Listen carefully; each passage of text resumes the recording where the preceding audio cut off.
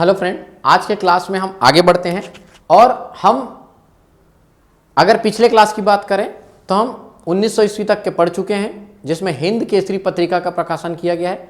उस टॉपिक को आगे बढ़ाते हैं। समय और आगे बढ़ा और एक समय आता है 1905। वर्ष कौन आता है? 1905 ईस्वी। और मेरे ख्याल से 1905 ईस्वी के बारे में लगभग हम सभी जानते हैं कि क्योंकि इस समय चलाया गया था बंग भंग आंदोलन। क्या चलाया गया था? बंग भंग आंदोलन चलाया गया था। ये इसी को बोला जाता है स्वदेशी आंदोलन। स्वदेशी आंदोलन। देखो, एक बात आपको याद रखना है, अगर हमको छत्तीसगढ़ का इतिहास पढ़ना है तो छत्तीसगढ़ का पूरा इतिहास भारत के इतिहास के ऊपर निर्भर है। भारत में कोई बहुत बड़ी घटना होगी और उसका छत्तीसगढ़ में प्रभाव दिखता है।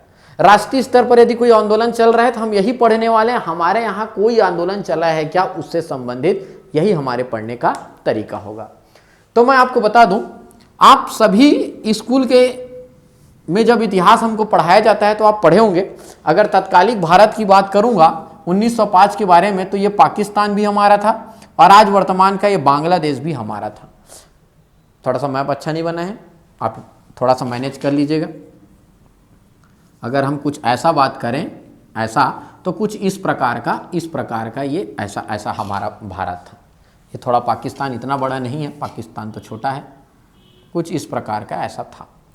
तो अगर हम चर्चा करेंगे तो एक्चुअल में लॉर्ड कर्जन द्वारा बंगाल का विभाजन किया गया 1905 में, और बंगाल विभाजन के तहत ये पूरे बंगाल को अलग कर दिया गया। ये पूरे बंगाल को, अगर तत्कालिक 1905 की बंगाल की बात करूं तो आपके पास आपका बांग्लादेश भी आएगा, इसके अंतर्गत आपका बिहार आएगा, इसके अंतर्गत आपका झारखंड आएगा, इसके अंतर्गत आपका उड़ीसा आएगा और इसके अंतर्गत आपका पश्चिम बंगाल आएगा। इतना बड़ा पूरा बंगाल था। इस बंगाल का भारत देश से विभाजन कर दिया गया। कारण क्या बताया गया कि यहाँ की संस्कृति अलग है, यहाँ की भाषा अलग है, यहाँ का प्रशासन पूरा अलग प्रकार का होता है, तो इसका हम अलग कर देते हैं। भारतीयों की शक्ति को कमजोर करने के लिए ये बंगाल विभाजन किया गया था। बहुत अच्छी बात, बंगाल विभाजन हो गया। पूरे देश में विरोध हुआ कि ये बंगाल का विभाजन क्यों किया आप जबरदस्ती का, हमको नहीं चाहिए कि आप हमारा विभाजन करें। तो बंगाल के विभाजन को भंग करने के लिए कि बंगाल का विभाजन करना गलत है, इस विभाजन जो किया गया है, इस कानून को समाप्त किया गया है, तो बंगाल विभाजन को भंग करने के लिए जो आंदोलन किया गया उसको कहा जाता है बंग भंग आंदोलन। और जब बंगाल विभाजन की बात हुई तो ऐसा हुआ, हमारे भारतीय लोगों को लगा यार ये अंग्रेज तो पूरा मनमानी कर रहे हैं, अपने अकॉर्डिंग कुछ भी कर दे रहे हैं, भारत का नक्शा बदल दे रहे हैं। तो क्या किया जाए? अंग्रेजों का कमर तोड़ा जाए। अंग्रेजों का कमर कैसे टूटेगा? उनके द्वारा जो सामान बेचा जा रहा है, ब्रिटेन से ला लाकर जो सामान यहाँ बेचा जा रहा है, उनको खरीदना बंद कर दो। स्वदेशी अपनाओ, अपने घर में बनी हुई वस्तुएं प्रयोग करो, खादी के कपड़े प्रयोग करो, आप मटके प्रयोग करो पानी करने के लिए। आपको एकदम स्टील का बर्तन जो बाहर से इंपोर्ट होता था वो सब रखने की जरूरत नहीं है। तो इसीलिए बंग भंग आंदोलन के दौरान ही कौन सा मूवमेंट शुरू होता है? स्वदेशी आंदोलन शुरू होता है। और जब ये स्वदेशी आंदोलन प्रारंभ होता है दोस्त, स्वदेशी आंदोलन प्रभाव होता है पूरे भारत देश में। स्वदेशी आंदोलन कब प्रारंभ होता है? 1905 में। तो याद रखना इसका प्रभाव छत्तीसगढ़ में कब दिखने लगता है? छत्तीसगढ़ में 1907 में स्वदेशी आंदोलन प्रारंभ हुआ।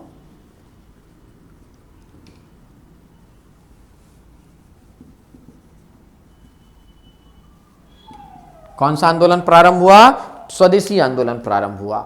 ये मैं क्या बात आपको बता रहा हूं, देखो होता क्या था, जैसे कि मैं पहले बोला, आईएनसी इंडियन नेशनल कांग्रेस का बैठक प्रत्येक वर्ष नवंबर दिसंबर में होता था। हमारे छत्तीसगढ़ के लोग इस अधिवेशन में भाग लेने जाते थे, अधिवेशन में भाग लेते थे। वहाँ पे निर्णय लिया जाता था कि ये भैया देखो बंगाल को पूरा काट फाड़ दिए, अलग कर दिए, अंग्रेज बहुत परेशान कर रहे हैं, इनको कुछ करना पड़ेगा। एक काम करते हैं, सब मिलकर आंदोलन करते हैं। बहुत अच्छी बात, क्या आंदोलन करेंगे? स्वदेशी वस्तुओं की दुकान खोलेंगे। अच्छी बात है। हमारे छत्तीसगढ़ के नेतागण जो आईएनसी अधिवेशन में भाग लेने गए थे वो वापस छत्तीसगढ़ आते हैं। नवंबर दिसंबर में बैठक हुआ रहता था, साल बदल जाता है। तो हमेशा कोई भी आंदोलन जो राष्ट्रीय स्तर पर अगर 1905 में है तो उसका प्रभाव आपको या तो 1906 में या तो 1907 में मिलेगा। जैसे आगे हम पढ़ने वाले होम रूल आंदोलन। होम रूल आंदोलन पूरे देश में 1916 में दिखेगा आपको, लेकिन छत्तीसगढ़ पहुंचते पहुंचते 1917 हो जाता है। होम रूल लीग की स्थापना करते करते 1917 हो जाता है। तो मेरे बोलने का मतलब है ऐसा आपको फर्क देखने को मिलेगा, आप घबराइएगा नहीं। पूरे देश में स्वदेशी आंदोलन 1905 में चला, छत्तीसगढ़ में ये कब देखने को मिलता है? 1907 में मिलता है। नंबर 1, तो मैं आपको ये बताना चाह रहा हूं बंग भंग आंदोलन का भी प्रभाव हमारे छत्तीसगढ़ में देखने को मिलेगा। 1907 में क्या क्या होता है मैं आपको 1907 पहुंचेंगे तब बताऊंगा आपको। अच्छा, दूसरी बात यह है, अब हम बात करते हैं हमारे छत्तीसगढ़ प्रांत की बात करते हैं। अगर मैं अपने छत्तीसगढ़ प्रांत की बात करूंगा दोस्त, तो हमारा छत्तीसगढ़ प्रांत कौन सा है? यही है हमारा छत्तीसगढ़ प्रांत। ऐसा ही हमेशा मैं आपको बताता हूं कि आपको याद रखना है कि यही हमारा छत्तीसगढ़ प्रांत है। माफ कीजिएगा, ये कौन सा प्रांत है? हमारा मध्य प्रांत। इस मध्य प्रांत में ही हमारा ये छत्तीसगढ़ समाहित है, जिसमें एक जगह केंद्र बिंदु कौन सा है? नागपुर। इसी मध्य प्रांत में कौन सा जगह है? जबलपुर। और इसी में छत्तीसगढ़ क्षेत्र का एक जगह कौन सा है? रायपुर प्रमुख जगह है। इसको मध्य प्रांत का नाम दिया जाता है। आप मेरे से पिछले इतिहास में ये सब चीज़ें मैं आपको पढ़ा चुका हूँ। आज जो आप छत्तीसगढ़ का नक्शा देखते हो ये सन 2000 में बना है। पहले हमारा नक्शा ऐसी था, हम किसके अधीन थे? नागपुर के अधीन थे। हमारी राजधानी क्या थी? नागपुर के।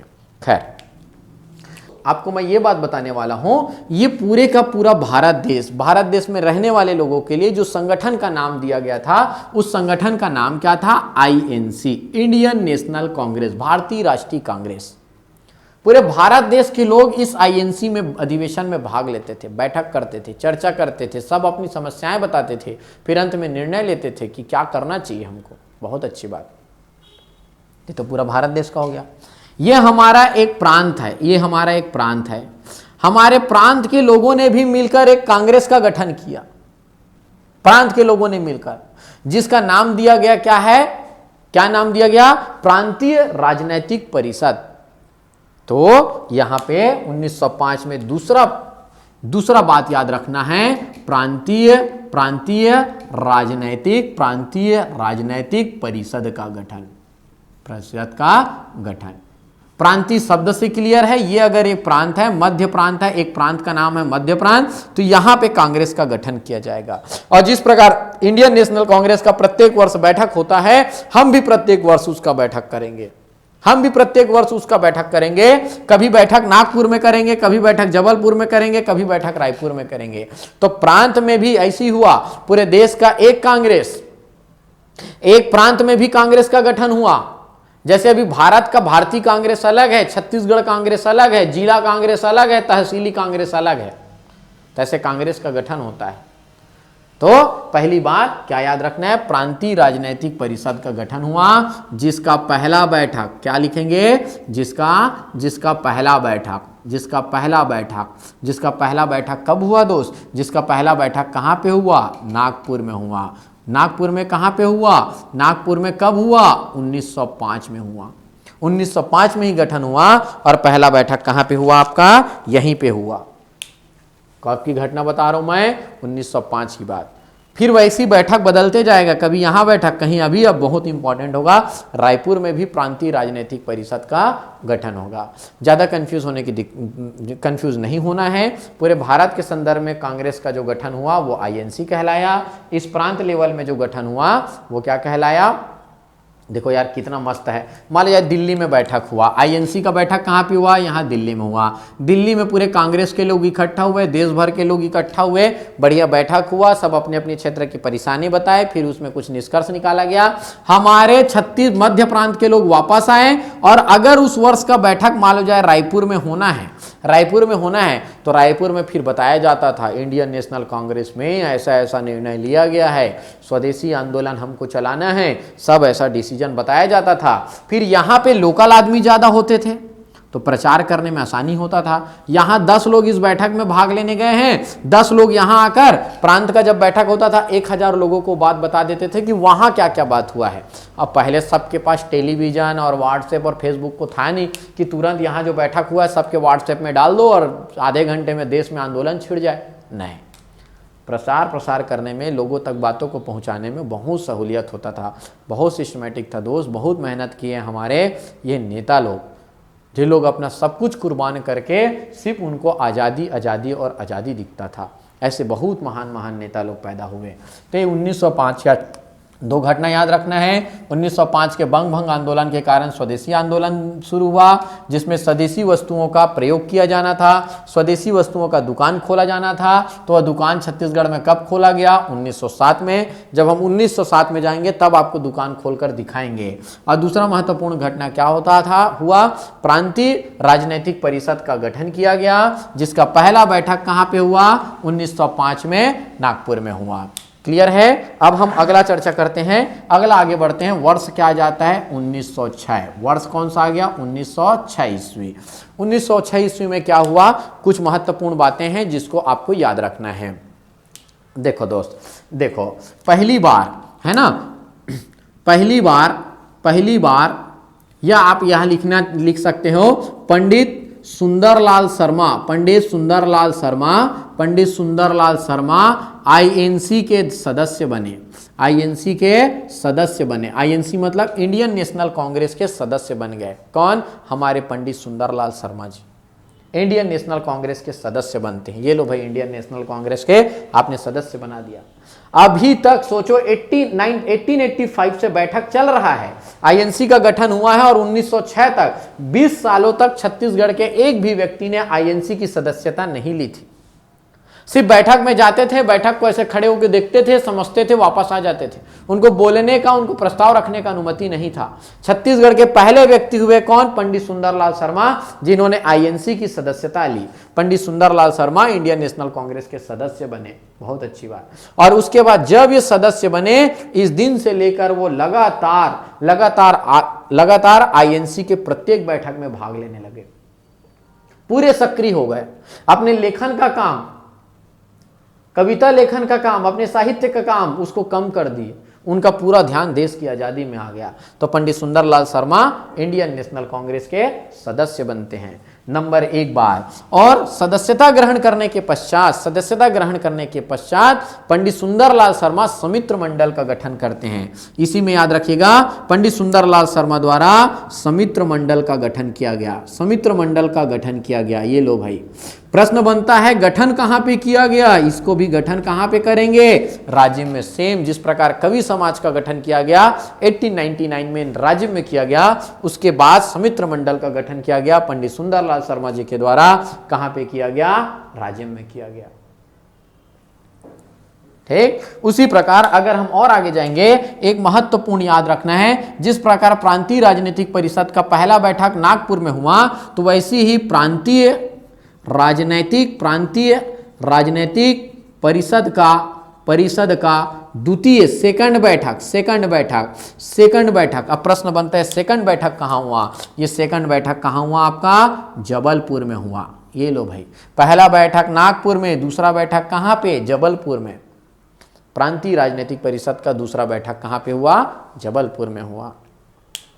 और अगर हम इसमें आगे बढ़ेंगे तो इसमें अब प्रश्न बनता है, इस बैठक का अध्यक्ष कौन था? इस बैठक का अध्यक्ष था दादा साहब खापर्डे। क्या याद रखना है? दादा साहब खापर्डे इस बैठक के अध्यक्ष थे। और इस दादा साहब खापर्डे के द्वारा ही स्वदेशी आंदोलन विधेयक प्रस्ताव रखा गया। अब यहां पे जब बैठक हो रहा था, प्रस्ताव रखा गया बराबर।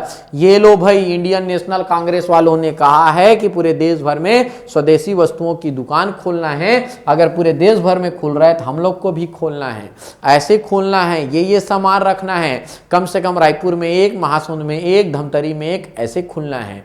और ये प्रस्ताव रखा गया और सर्वसम्मति से यह निर्णय लिया गया कि हम अपने प्रांत में भी स्वदेशी वस्तुओं का दुकान खोलेंगे, अंग्रेजों के सामान का बहिष्कार करेंगे। ऐसा बहुत बढ़िया निर्णय लिया गया। तो याद रखना, मैं बोल रहा हूं वो लाइन को लिख लेना। इस द्वितीय अधिवेशन में ही दादा साहब खापर्डे के द्वारा स्वदेशी आंदोलन विधेयक प्रस्ताव रखा गया और उस प्रस्ताव को सर्वसम्मति से पारित कर दिया गया। तो इस प्रकार ये द्वितीय राजनीतिक परिषद में निर्णय हुआ। और इसमें तीसरी बात, आपको एक बात और याद रखना है, सीएम ठक्कर के द्वारा रायपुर कांग्रेस की स्थापना की गई। किसकी स्थापना की गई? रायपुर कांग्रेस देखो कैसे कांग्रेस का स्थापना हो रहा है। पूरे भारत के लिए आईएनसी की स्थापना, पूरे प्रांत के लिए प्रांतीय राजनीतिक परिषद की स्थापना, मात्र रायपुर के लोगों के लिए रायपुर कांग्रेस की स्थापना। आज भी वैसे ही होता है। रायपुर कांग्रेस अलग है, जिला कांग्रेस अलग है, आपका राज्य स्तरीय कांग्रेस अलग है, राष्ट्रीय स्तर पर कांग्रेस अलग है, वैसे ही होता है। तो सीएम ठक्कर के द्वारा रायपुर कांग्रेस की स्थापना। प्रश्न बनता है, बहुत महत्वपूर्ण प्रश्न बनता है कि कांग्रेस को रायपुर लाने का श्रेय किसको जाता है? सीएम ठक्कर को जाता है। ऐसे ऐसे प्रश्न बनते हैं। तो ये 2 सालों का महत्वपूर्ण घटना है, 1905 का और 1906 का। याद रखना 1906 में स्वदेशी आंदोलन का विधेयक सिर्फ पारित हुआ है, अभी दुकान नहीं खुला है। दुकान खुलेगा हमारे छत्तीसगढ़ में। स्वदेशी आंदोलन प्रस्ताव पारित 1906 में हुआ, लेकिन छत्तीसगढ़ में दुकान 1907 में खुलता है। कैसे खुलता है, अब इसके बारे में हम चर्चा करते हैं। हटा दो इसको। चलो भाई, अब देखो दोस्त क्या हुआ। अब इतना बड़ा बंगाल विभाजन हो गया है ना। अगर हम इतना बड़ा बंगाल विभाजन की बात करें, उसके बाद स्वदेशी आंदोलन प्रारंभ हो गया। क्या प्रारंभ हुआ? स्वदेशी आंदोलन प्रारंभ हो गया। अब अगर ये स्वदेशी आंदोलन यहाँ पे प्रारंभ हो गया है, स्वदेशी आंदोलन प्रारंभ हो गया है, तो अब हम चर्चा करते हैं। वर्ष आता है आपका 1907। 1907 ईस्वी का हम चर्चा करेंगे। कौन सा अधिवेशन? सूरत अधिवेशन।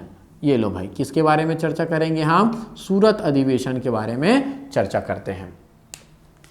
अगर हम 1907 के सूरत अधिवेशन के बारे में चर्चा करेंगे, तो इनसे पहले आपको सूरत अधिवेशन बोला, या इसमें लिख लेना आईएनसी का सूरत अधिवेशन, इंडियन नेशनल कांग्रेस का सूरत अधिवेशन।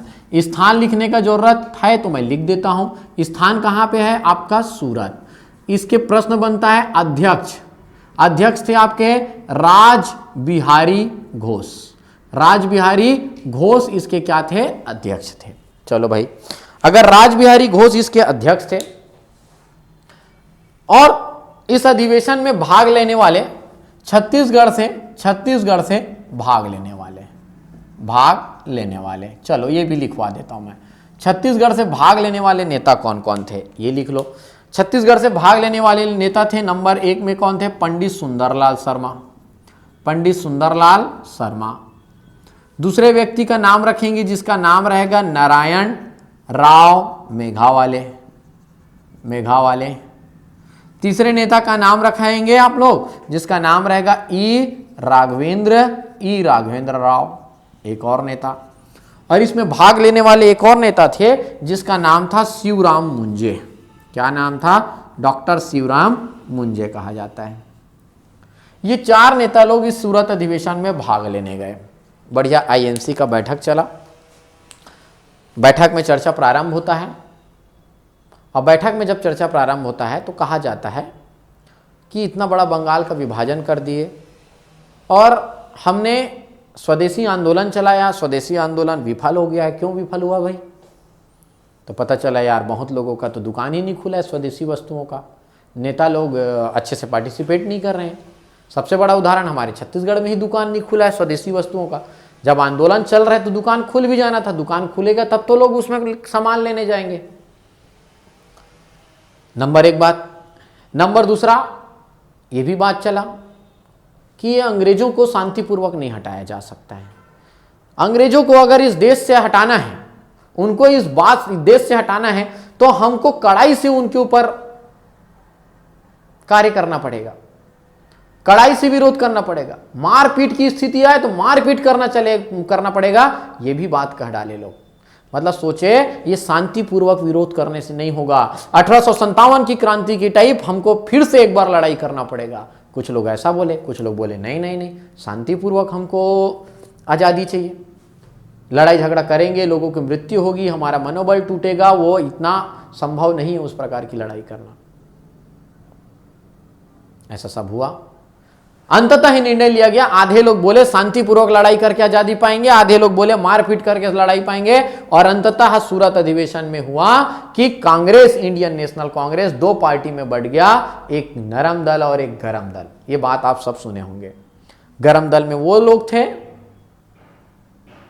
जो ये चाहते थे, गरम थे, लड़ाई झगड़ा चाहते थे। नरम दल में वो लोग थे जो शांतिपूर्वक करना चाहते थे। और ये पूरे कांड को ये 4 लोग देख के आए हुए हैं। ये सब 4 लोग वहां गए हैं और बढ़िया देख कर आए हैं। और इन लोगों को थोड़ा बहुत फटकार भी पड़ा था कि क्यों भाई आप लोग दुकान क्यों नहीं खोले, अभी तक स्वदेशी वस्तुओं का दुकान खोलना चाहिए था ना, इतना बड़ा आंदोलन चल रहा है। तो इन लोग तो बोले नहीं नहीं नहीं खोलेंगे। इन लोग जब वापस आए तो इसी समय छत्तीसगढ़ में स्वदेशी वस्तुओं की दुकान खोली गई। स्वदेशी वस्तुओं की दुकान खोली गई।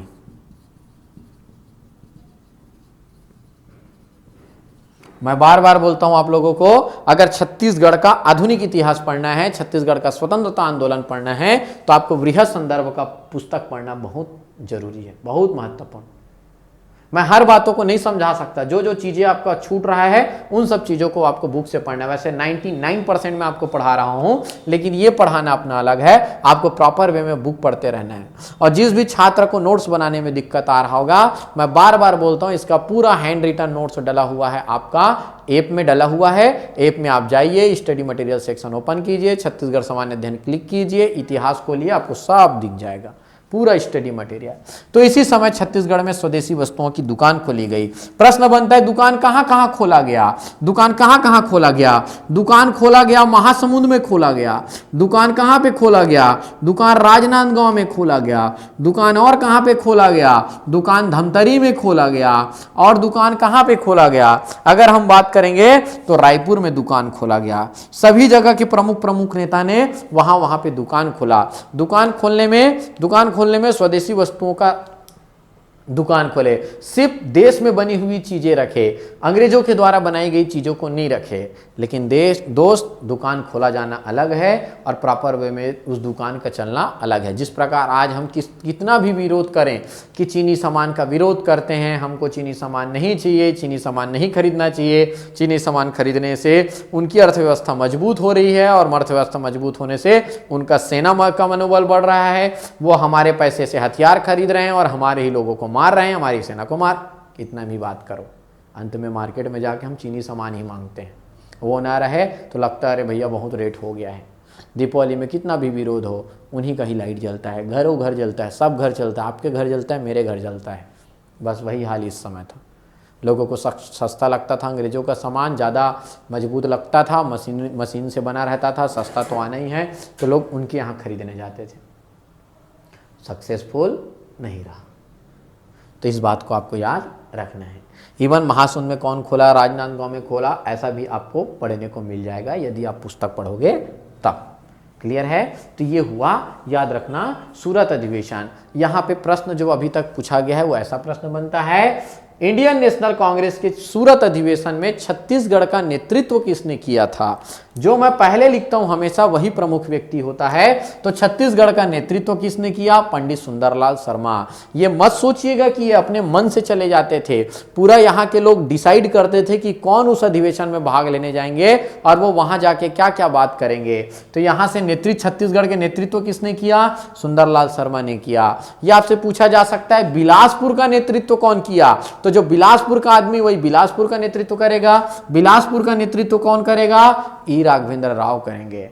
क्लियर है? धमतरी का नेतृत्व किसने किया? नारायण राव मेघावाले ने किया। ऐसा प्रश्न बनता है, आपको याद रखना है। क्लियर है? चारों भाई लोग आए, सामने आए, वापस आए, सबको बताए अरे यार वहां तो लड़ाई झगड़ा हो गया। क्यों हुआ? ऐसा सा कारण है, गरम दल नरम दल में बढ़ गए।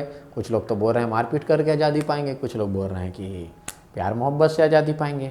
अच्छा ठीक, अब आया समय। प्रांतीय राजनीतिक परिषद का अब तक 2 जगह बैठक हो चुका है। पहला बैठक नागपुर में, दूसरा बैठक जबलपुर में, तीसरा बैठक होना था 1907 में ही। यहां पे बहुत बड़ा हेडिंग डालेंगे, प्रांतीय राजनैतिक प्रांतीय राजनैतिक परिषद का थर्ड बैठक, तीसरा बैठक हुआ। आपसे पूछा जाए स्थान पूछा जाए, वेरी वेरी इंपॉर्टेंट। या मैं ये सबको हटा देता हूं, अच्छे से इनको बारे में लिखता हूं, और अगर इसको लिखना शुरू करें तो 1907 की घटना के अंतर्गत हमको लिखना है। हम बिल्कुल लिखेंगे प्रांतीय राजनैतिक परिषद का तीसरा बैठक हुआ। आपसे पूछा जाएगा कहां पे हुआ, आप बिल्कुल लिखेंगे आनंद समाज लाइब्रेरी, आनंद समाज लाइब्रेरी। कहां है आनंद समाज लाइब्रेरी? रायपुर में है लाइब्रेरी। कहां पे हुआ, कब हुआ? 1907 में हुआ। अच्छा, कोई भी बैठक होता था तो उसके क्या सुने जाते हैं? सबसे पहले अध्यक्ष लिखा जाता है, अध्यक्ष चुना जाता है। अध्यक्ष क्या लिखा जाएगा? श्री केलकर इसके अध्यक्ष थे। कभी कभी हरि सिंह गौर भी ले लिया जाता है। ये लो भाई, हरि सिंह गौर, ये मैं इनके अध्यक्ष लिख दिया। और फिर अधिवेशन में क्या होना था? बढ़िया अधिवेशन हुआ, सब लोग आए। नागपुर के लोग रायपुर आए हैं, जबलपुर के लोग, बिलासपुर के लोग, बाहर से बहुत लोग अधिवेशन में भाग लेने आए हुए हैं। बहुत अच्छी बात है। और अगर अधिवेशन में भाग लेने वाले हैं तो जब सभी लोग अधिवेशन में भाग लेने आए तो ऐसा हुआ, मस्त बैठक शुरू होने वाला था। अध्यक्ष थे हरि सिंह गौर। आनंद समाज लाइब्रेरी में सब इकट्ठा हुए, और जब आनंद समाज लाइब्रेरी में बैठक हुआ तो दादा साहब खापर्डे, आप थोड़ी देर पहले मेरे नाम सुने हैं कि जबलपुर में जब दूसरा बैठक हुआ था उसकी अध्यक्षता वही किए थे। एक तो सबको पता था आईएनसी में बड़ा कांड हो गया है, सबके दिमाग में चीज था। दादा साहब खापर्डे जी बोले कि हम इस सम्मेलन की शुरुआत वंदे मातरम से करेंगे। वंदे मातरम बोलेंगे, चिल्लाएंगे वंदे मातरम, 3 बार चिल्लाएंगे और बैठक शुरू होगा। केलकर जी बोले, शांत स्वभाव के थे, बोले वंदे मातरम नहीं कहते हैं, अंग्रेजों के द्वारा इसको देशद्रोही कार्य बोला गया है। वास्तविकता में ऐसा ही है कि अगर उस समय आप वंदे मातरम करके चिल्लाते हो, अंग्रेजों को अपमान लगता था, गिरफ्तार हो सकते थे लोग। और ये बैठक हो रहा था शांति व्यवस्था के लिए। अंग्रेज अधिकारी भी वहाँ आसपास रहते थे, जैसे आज कोई जुलूस निकालता है तो आसपास पुलिस लोग घूमते रहते हैं। अच्छा, पहले की पुलिस शांति व्यवस्था के लिए भी घूमते थे, और इसलिए भी पुलिस रहता था ये जानने के लिए लोग बैठक में क्या निर्णय ले रहे हैं, अंग्रेजों को मारने पीटने का डिसीजन तो नहीं ले रहे हैं, मतलब इस बात से लिए भी अंग्रेज वहाँ आसपास घूमते रहते थे। खापर्डे जी बोले कि 2 व्यक्ति हो गए, एक साइड कौन है आपके? दादा साहब खापर्डे नंबर 1। दूसरे साइड कौन है? हमारे अध्यक्ष श्री केलकर। खापर्डे जी बोले अपने को वंदे मातरम से बैठक का शुरुआत करना है। ये बोले नहीं करना है यार, वो लड़ाई झगड़ा हो जाएगा, बाहर से इतने लोग आए हुए हैं, शांतिपूर्वक बैठक को संचालित करना है। खापर्डे जी थोड़ा गर्म मिजाज के व्यक्ति थे, बोले जो होगा फिर तो वंदे मातरम से होगा, अदरवाइज और कुछ किसी प्रकार का शुरुआत नहीं होगा। ऐसा सब बात हो गया। ऐसा सब बात होने के पश्चात जब इतना कुछ हो गया तो दादा साहब खापर्डे जी बोले बैठक तो वंदे मातरम से होगा। केलकर जी बोले मैं तो अध्यक्ष हूं, मैं होने ही नहीं दूंगा। खापर्डे जी आनंद समाज लाइब्रेरी से बाहर निकल गए, बोले आप ही लोग कर लो बैठक, मेरे को नहीं बैठक करना है। और बोले जितने लोगों को वंदे मातरम से बैठक की शुरुआत करना है वो मेरे पीछे पीछे आ जाए। और जाकर त्यात्यापारा चौक के पास जो हनुमान मंदिर का चबूतरा है वहां पे बैठ गए, और जो लोग वंदे मातरम से शुरुआत करना चाहते थे वो भी उनके साथ पीछे पीछे चले गए। खापर्डे जी बैठे हैं त्यात्यापारा चौक के पास हनुमान मंदिर के चबूतरे में, और केलकर जी मेन जगह पे है जहां बैठक होना है। बैठक शुरू होने से पहले ही फूट पड़ गया, गरम दल और नरम दल में पूरा दल विभाजित हो गया। फिर क्या था, रविशंकर शुक्ल जी जाते थे, कभी खापर्डे जी को बोलते थे चलो ना भैया बैठक कर लेते हैं, कभी केलकर को मंगाते थे। रविशंकर शुक्ल जी आगे पीछे इधर उधर मनाने की कोशिश करते थे। केलकर जी अंततः मान गए कि चलो भैया अगर बैठक करना है तो आप वंदे मातरम से ही कर लो। खापर्डे जी को खबर भिजवाया गया। खापर्डे जी बोले अब जो होगा इस चबूतरे में होगा, यहीं बैठक होगा, अगर जिनको मेरे साथ आना है वो यहां आए, यहां वंदे मातरम का है और यहां से बैठक की शुरुआत होगी।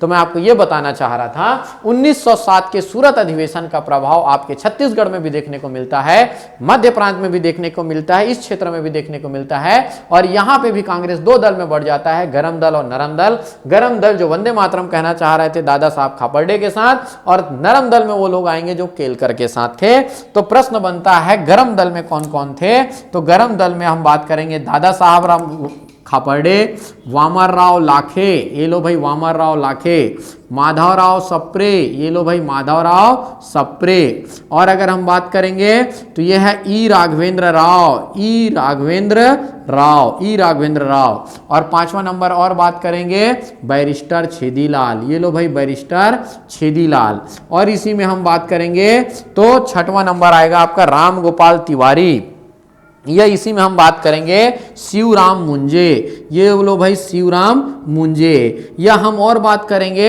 एक व्यक्ति के बारे में, तो वो रहेगा कौन? पंडित रविशंकर, पंडित रविशंकर शुक्ला।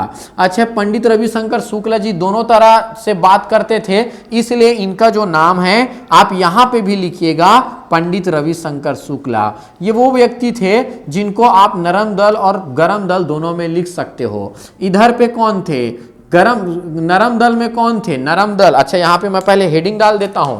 इधर वाले कौन सा दल है आपका? गरम दल, गरम मिजाज के लोग थे। और नरम दल में नरम मिजाज के लोग थे, श्री केलकर। और दूसरा हम बात करेंगे तो मधोलकर, ये लो भाई मधोलकर जी थे। और हम बात करेंगे तो CM ठक्कर, ये लो भाई CM ठक्कर।